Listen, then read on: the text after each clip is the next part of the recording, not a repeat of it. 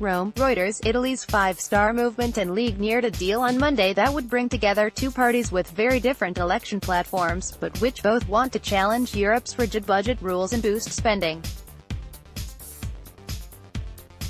File photo: Italian President Sergio Mattarella leaves after speaking to the media during the second day of consultations at the Quirinal Palace in Rome, Italy, April 5, 2018.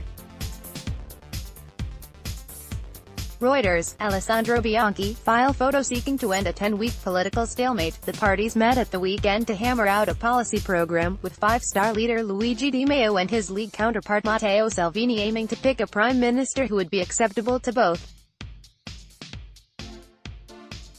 Di Maio said on Sunday they were close to an historic agreement, but their choice of prime minister has not yet been announced and confusion remains over who it will be.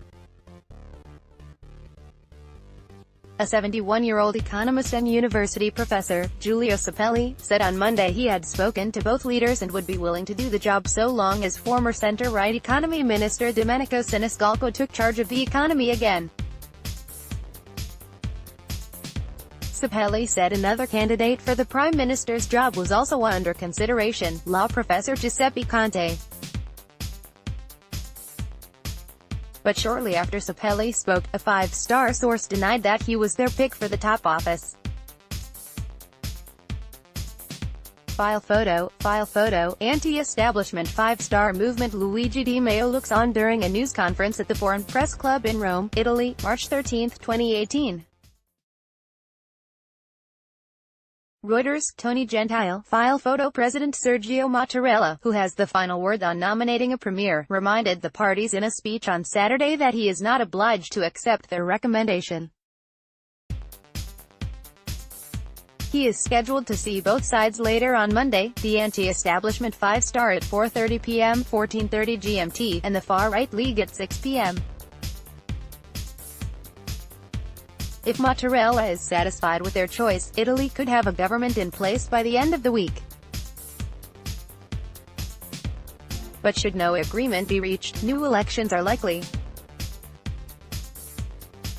The two parties, the largest groups in the legislature who together can muster a majority in both houses, were adversaries before the March 4 national election, which produced a hung parliament.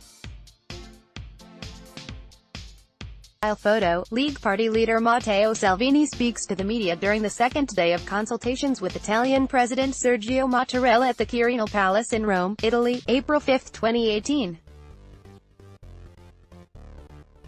Reuters. Alessandro Bianchi. File photo: five-star won 32% of the vote and the league 17%. They have been negotiating since Thursday to try to settle on a contract of mutually acceptable policy commitments.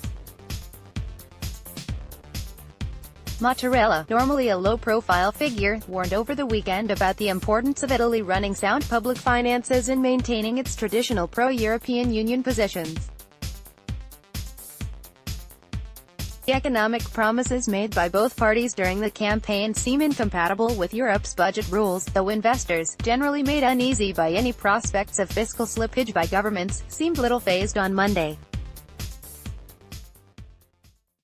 Italian stocks slipped slightly, in line with other European markets, and bonds were little changed. Five Star's flagship policy of a universal income for the poor would cost an estimated €17 billion, $20 billion per year.